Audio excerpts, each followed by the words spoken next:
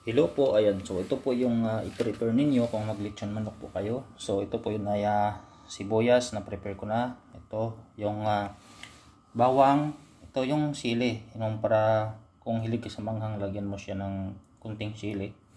Tapos itong tanglad. So ang tanglad, ito yung number 1 na makapasarap.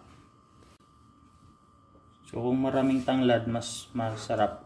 Kaya tatlong nilagay ko. So ngayon ay nilagyan natin ito ng tuyo, patis, tsaka ito paminta na powder, tsaka ito yung magic natin, tsaka yung asin. Ayan. So ayan po. So ilagay na po natin. Unahin natin ilagay itong tanglad. Ayan.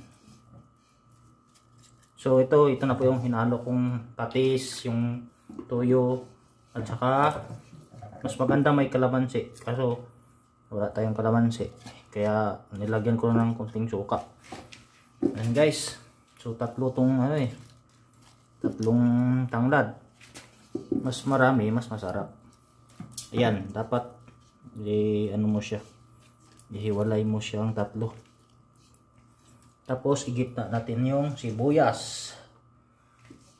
Yan.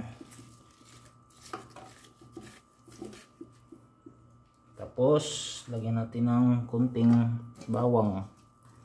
Mikos-mikos na yan dyan sa loob. Tapos kunting sili. Kalat mo lang dyan sa loob. Ayan o. Pupunuin mo yan siya. Kaya mas masarap to. Maraming tanglad eh. Yan. Siksik lang natin sa loob. Lagyan natin ng powder. Yung pino na paminta. Sarap to. Ikalat nyo lang. Lahat lagyan nyo. Para masarap. Yan o.